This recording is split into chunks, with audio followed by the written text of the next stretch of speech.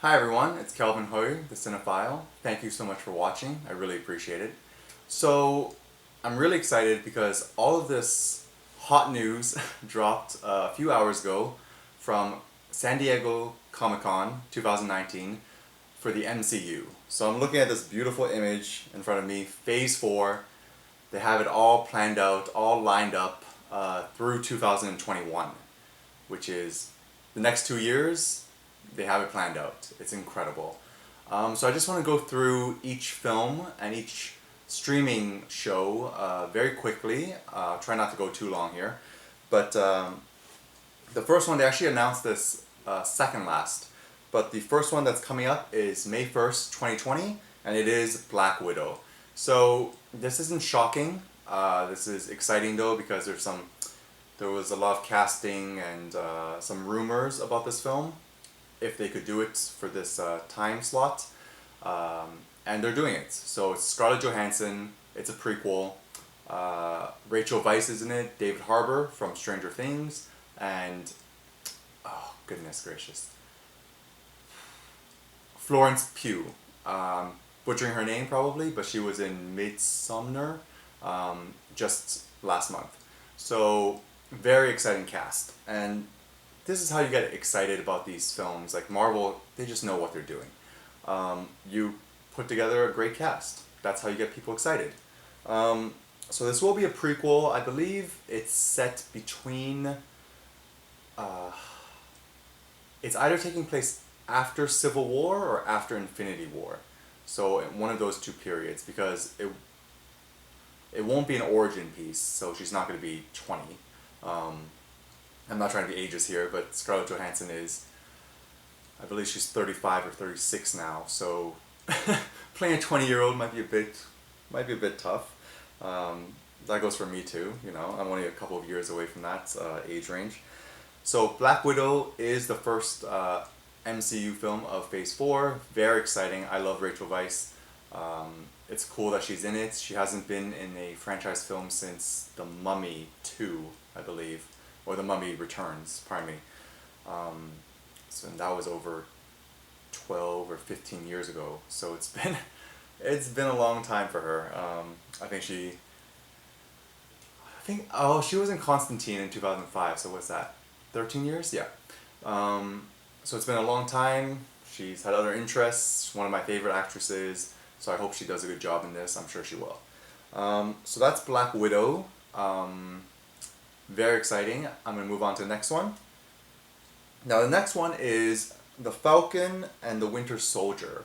Now this is coming out in fall 2020. This is a streaming show. I believe it's 6 or 8 episodes. That wasn't confirmed as far as I know from the panel. I didn't read anything. So I was just on Twitter and I was like refreshing.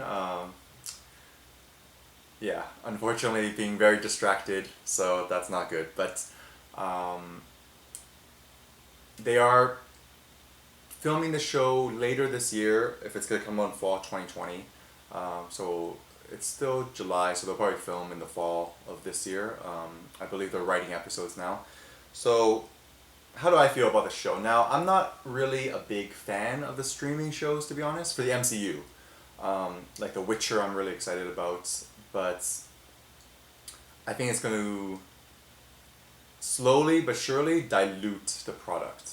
Now, what do I mean by that? I mean, if there are streaming shows that you can watch on Disney Plus, which is great for the streaming service, like people will subscribe and pay money, which is what they have to do because Disney wants to compete with Netflix and HBO Max. You know, that was just announced last week, and Crave and Amazon Prime, right? So everyone wants to do streaming, which is fine. But I love the theatrical experience. I love going to the movies with my wife, with my friends, with other family members. So I think it's going to dilute the MCU as well. Like if people can watch 6 or 8 episodes on television, then why would they pay $20 to go to the theater and watch a movie? Maybe they can wait for the movie. Now that's one argument. The other argument is because they have these shows, it'll be more connected, and then they'll show up to the theater, right? When you see Sam Wilson as Cap in the next Avengers film. That's also possible. I think it's going to dilute it, and I do think. I mean, we haven't seen it so far except for Hellboy, possibly, but Hellboy's sort of a rated R superhero, so that's sort of a tougher sell. But I do think the box office grosses, they have to be careful with this because the box office grosses will be lower and lower, except for an Avengers film, which when Avengers 5 comes out, people will go crazy for it, I'm sure. And that, by the way, that was not announced in the next 2 years. So the earliest one, which makes sense, the earliest Avengers film that we're getting is in 2022, probably. So they're going to make us wait for it. The Falcon and the Winter Soldier, you know, the actors are fine. I like them. But it's a lot of content as well. 6 to 8 episodes, that's 6 to 8 hours, right? Depending on how long the episodes are. If they're 45 minutes or 50 minutes or 55 minutes, right? So it's a lot of content. Again, I think that will dilute the theatrical product, and yes, it might be a negative. That's all I'm saying. Will I watch The Falcon and the Winter Soldier? Sure. I'll give the first episode a chance. I think I'll give all of the MCU streaming shows a chance. So I want to move on. Now, next one, this was rumored as well, so it wasn't a shock, but they brought out some big actors, which was exciting. So it's Eternals. Now, Eternals is coming out November 6, 2020. So it's not that far away. It's 14 months, 15 months away, and they haven't started shooting yet, as far as I know. So they're gonna start shooting very soon, and probably in August. And yes, they brought out Angelina Jolie at Comic-Con. I think, I believe her first time at Comic-Con. She went to D23 Expo, I think, for Maleficent. So was that 2014 or 2013?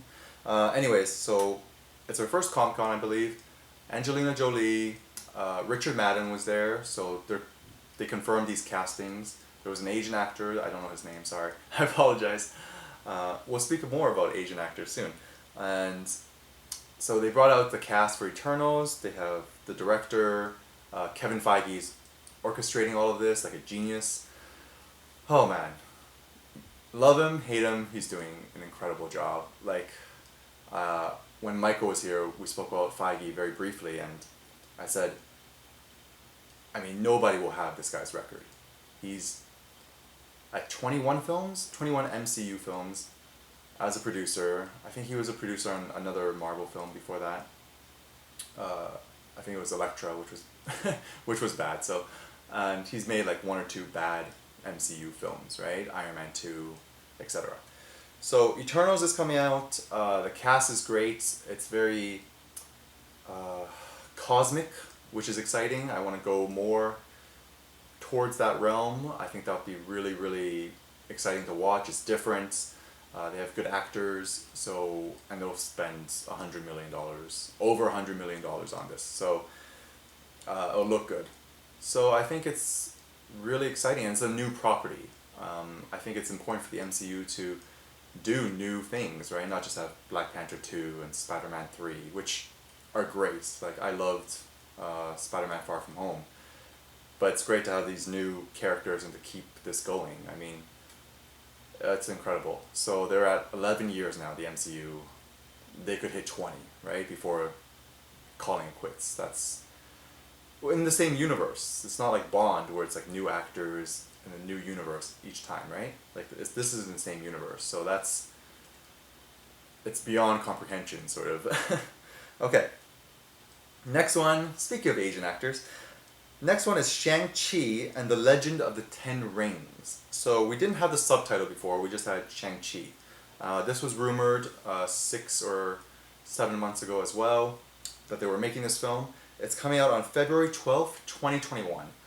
Very cool. I'm going to put the title cards right here so you can see. And the title cards, like, some of these title cards are beautiful. And I love that Marvel plots it out. Disney does this as well, so I did a video for Disney. The MCU has staked their claim to these dates. Nobody's going to compete with them. And I mean that, and nobody's going to compete seriously. Like, of course, there's going to be counter programming, maybe a children's film or an adult drama, right? That will make 15 to 20 million, which is sort of the counter programming for these Marvel films, or superhero films in general. So Shang-Chi is coming out. They cast the actor. I don't want to butcher his name, so I'm not even going to try to say it. But it's a Chinese-Canadian actor, so I saw his picture. I'm jealous as hell. Really jealous, but he's a nice-looking guy. I mean, I haven't seen him in anything, so I can't judge his acting. Now, just by appearance, do I think they could have found someone even more attractive or even better looking, to represent Chinese men? Yes, I do. I think they could have found someone maybe an inch taller or someone, better looking, like Godfrey Gao. If you know, look up Godfrey Gao. He's a good looking guy. And I believe he's Chinese Malaysian. But anyways, he looks Chinese. And they also cast Tony Leung in this, and and for some reason Aquafina will be in this. I'm a little mixed on that. I think Aquafina's a bit overexposed right now. I know she's popular right now, and she's in this great. Apparently, it's a great drama from A24. It's The Farewell, I believe that's what it's called. So it's this sort of Asian film, and I believe they're saying goodbye to their grandmother who's very ill. It's getting rave reviews. So it's great that she's expanding, that she's a good actress. And she is a good actress, but I don't want to see her in everything. I wish they went with someone else for the female lead or a female character. Tony Leung is awesome. He's a Chinese actor. I don't know if I've ever heard him speak English. I'm sure it's okay. I'm sure his English is fine. But that might be... So he'll probably have a little bit of an accent, but that's okay. So yeah, Shang-Chi is coming out in early 2021. A bit of a wait, but this is really cool. Marvel's doing it. Asian lead. I can't think of any other Asian leads except for Crazy Rich Asians. And Crazy Rich Asians 2 and 3, which will come out in 2 years. Can't think of any other ones. But it's really cool that Daniel Henney, he's mixed, but he was in Origins Wolverine, X-Men Origins Wolverine, so that was neat, but that was 10 years ago, I believe. So it's really cool to have an Asian superhero. It means a lot to me. Marvel knows what it's doing. I'm sure they'll be respectful, but I mean, they know what they're doing. This is a very shrewd move. And China, right? So they had the box office in China.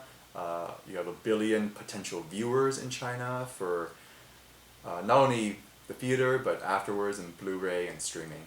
So it's a very smart move, very clever, and sometimes you just gotta clap for them, and also go like this, because I wish DC did it, I wish Fox did it, I wish Sony did it.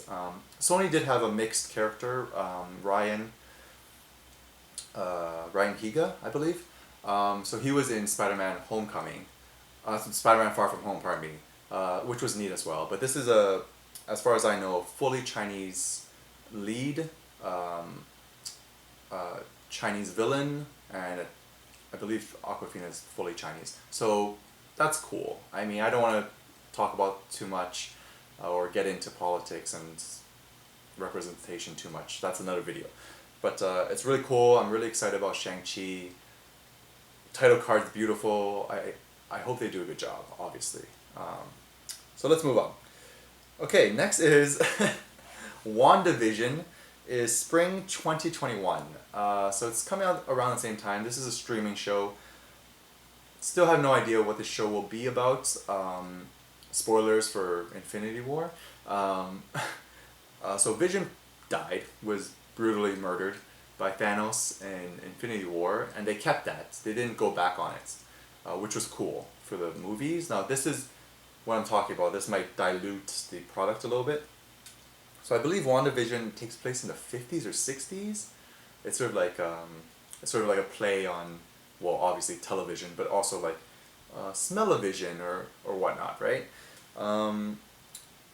So I'm I'm not looking forward to this show too much. Like I'd rather watch um, Falcon and Winter Soldier, and Loki looks interesting. Now I'm not too into the streaming show, so I don't want to drag on this too much.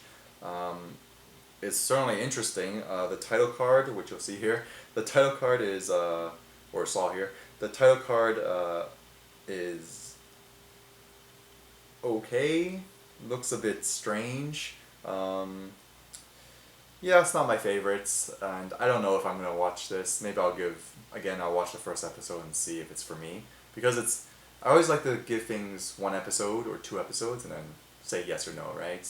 It's a lot of content, it's a lot of time uh, committed to these series. All right.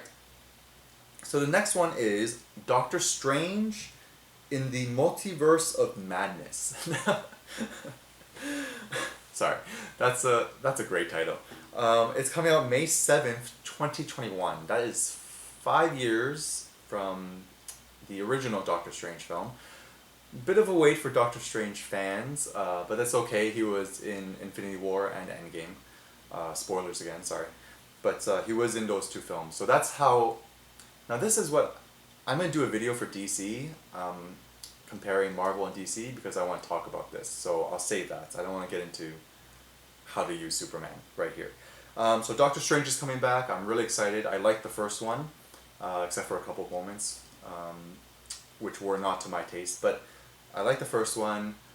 I hope this one will be a little bit strange as well. They got the origin out of the way, so they can just go, full throttle on the magic and the sorcery and the different realms. Now, it does say multiverse, so it makes sense that Doctor Strange would be able to travel through these different universes. Now, I believe Elizabeth Olsen, Scarlet Witch, will be in the Doctor Strange sequel, so that's interesting. So they're not giving her her own solo film. I know some people were clamoring for that, but that's okay. She has her own show, WandaVision, and she will stay alive in the MCU, the cinematic universe, by being in Doctor Strange 2. So that's exciting. Marvel is very good at using their actors. I don't think it's a cameo because they announced her to be part of the film, so I'm sure she'll have a supporting role in Doctor Strange. Yeah, I'm looking forward to this one. This one might be the one I'm most looking forward to in terms of film. I think it's probably Eternals, Shang-Chi, and Doctor Strange. I'll think about it more and tell you at the end of this video. I don't know why I did that, sorry. But I'm looking forward to Doctor Strange too. Now the next one is Loki, also in the spring of 2021. So people thought it was 7 movies in 2021. It's 7 projects, which is a little bit different, but still it's a boatload of content. So this is Loki. I'm looking at the logo here. So it's spring 2021, starring Tom Hiddleston. There were rumors that there might be a young Loki, so he travels, like he'll be in it, but then there'll be a young Loki as well, so it goes back and forth in time. Now, if you watch Endgame, you know that Loki, I don't know if this is going to be a multiple season thing. It might just be one season to start Disney Plus, to help Disney Plus. But yes, it's 6 to 8 episodes of Loki getting up to all kinds of no good and mischief, obviously. And he is the god of mischief. So in Avengers Endgame, he took the Tesseract, which is the blue Infinity Stone, and he took it and he sort of vanished. So I believe that Loki, which is a different, still angry Loki from the one we see in Infinity War, will be the one in this show. So it's sort of it's an alternate universe, or an alternate reality, which is cool. So the Loki streaming series might be a bit difficult to keep track of for new fans or for children, but it is on Disney Plus. I don't know how these shows are going to be rated. Probably PG-13. I don't think they'll be too... Especially established characters like Loki and Wanda, I think they'll keep it PG-13, which is interesting because I'm going to talk about a film that might not be PG-13. But yes, Loki, I think, again, I'm not too into the streaming service, so I don't want to talk about it too much, but in my opinion, I sort of wish they just left the character alone, to be honest. I thought he had a good... His arc was done in the films, and he had a good send-off, and so I know Tom Hiddleston is a good actor. I like him. He has a good fan base, or a very passionate fan base.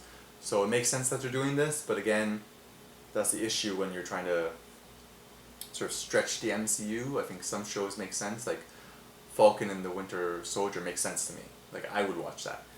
This streaming show with Loki, again, I'll give it the first episode, but I'm not really looking forward to it. I like the actor. I wish he was doing something different, to be honest.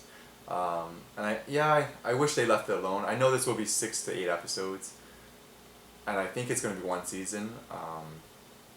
But still, I just wish they left it alone and did something else. Okay, so next one is Hawkeye. So Hawkeye is coming out in fall 2021. Can't really say too much about this. Jeremy Renner, good actor. He's one of those actors that when you actually watch him, you think, oh, he's a good actor. But I'm not a huge fan of him, so I won't rush out to watch his films, or I wouldn't be excited. You know, just like this show, I wouldn't be excited just because of him. Now, they are bringing in Kate Bishop. So that's a famous character from the comics who Hawkeye trains in shooting arrows. So that was horrible. Sorry. That's better. So shooting arrows, and how to fight and how to spy and whatnot. So that's interesting. Again, I'll give it the first episode. I've said that 10 times, sorry, but it's true. So again, not really too excited about it. I'm not a huge comic book reader. I just finished year 1 for Batman year 1, and that was the first, I believe it's the first or second graphic novel that I've ever read all the way through. So that tells you something. But yes, if you're looking forward to Hawkeye, that's great. I'm really glad for you. Okay. So another one is November 5th, 2021 is Thor, Love and Thunder. So, oh dear. Love and Thunder. Now this is where, I was updating on Twitter. I was so excited, and then sort of halfway through, because I believe they were there for 90 minutes at Hall H, which is awesome. But they were there for 90 minutes, so I was really excited for the first 45 minutes, and then the second half I was I was getting confused, and I was oh, okay. So this was another rumor, not shocking, but they are doing Thor 4. So they named it, they have a subtitle, it's Thor Love and Thunder. Natalie Portman is coming back as female Thor. Pardon me, female Thor. How do I feel about this? Not as excited as I wish I was. I think it was awesome that Natalie Portman, even though it was actually old footage, but it was awesome seeing Jane Foster in Endgame. I thought that was so cool, and it gave her a nice moment. Natalie Portman recorded. She did some ADR, so that's audio recording or looping, and so she did that for Endgame, which was nice of her to do, and sort of heal that relationship because it didn't end, or it didn't. There was a bump in the road, right? The story is Patty Jenkins, who directed Wonder Woman, was on Thor 2, Thor the Dark World, and then she was... basically, she and Marvel broke up, which is one of the only failures from the MCU, right? It's Inhumans and that. Patty Jenkins and Marvel sort of breaking up. And Natalie Portman wasn't very pleased with that. So, yeah, that's the story. And then they didn't use Sorry, they didn't use Jane Foster for a long time until Endgame, even though it was recycled footage. But she did a little bit of audio, so it's cool that she's coming back. Do I want to see female Thor? Again, I'm not a big comic person, so not really. I think before people get angry, I really want original female characters. Like, I don't want Jane Bond.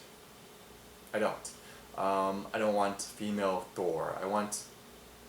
I know it's in the comics. I know it's from the comics. That's fine. But I want original characters for women. I want original characters for African American women. I want original characters for Chinese men, right? Like Shang-Chi.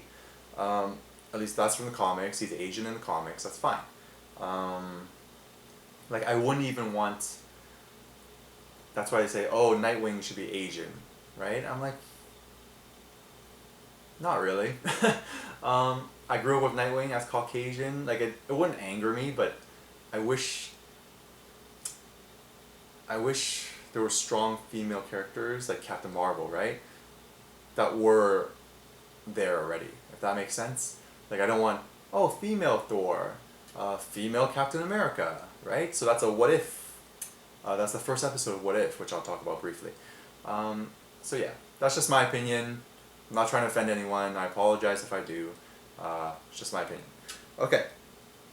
So I think I've covered everything except for...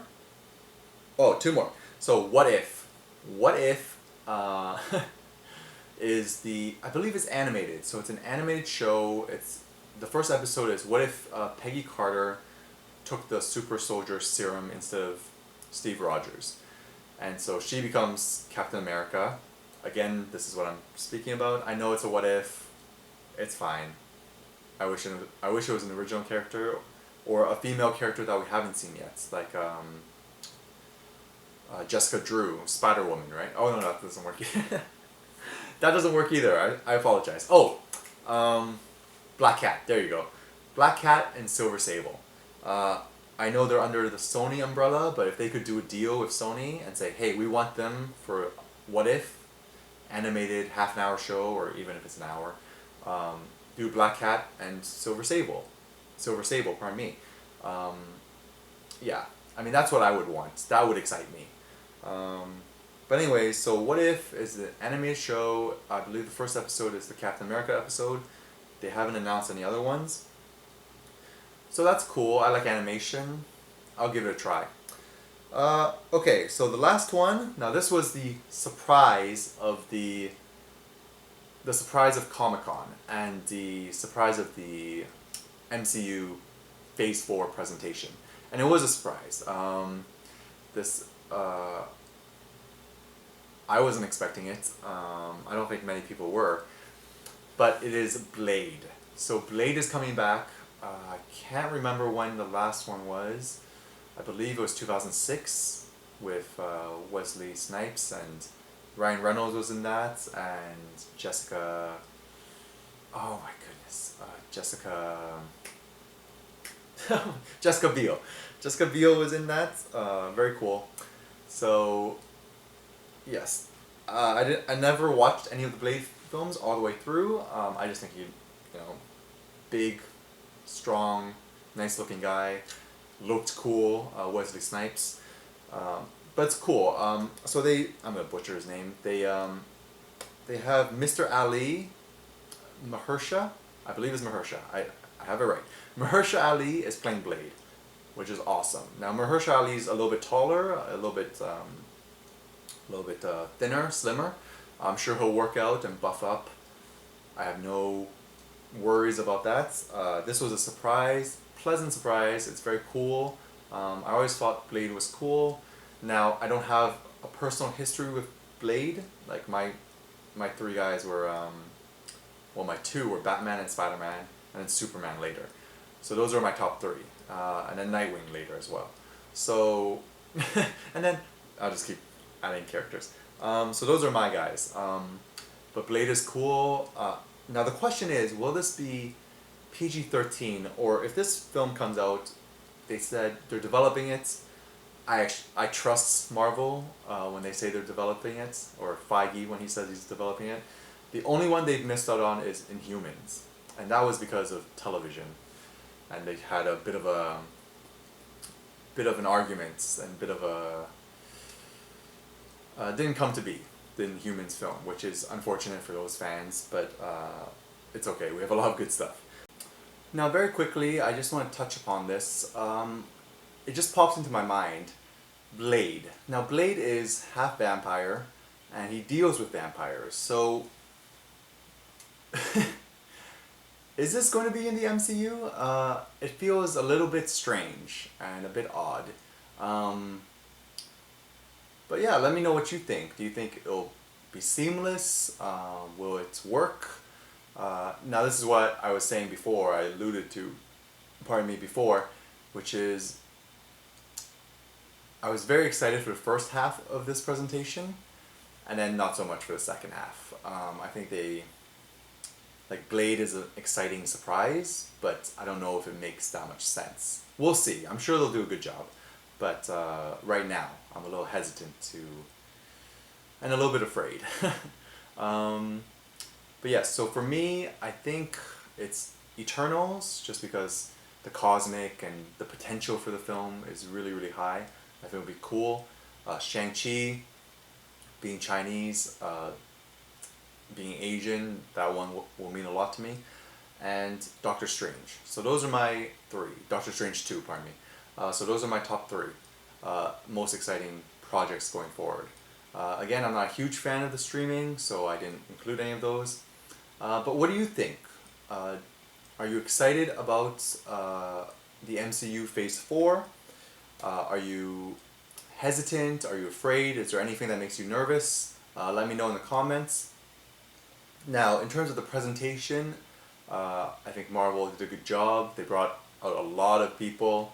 Angelina Jolie, Scarlett Johansson was there, Florence Pugh, Rachel Weisz, David Harbour,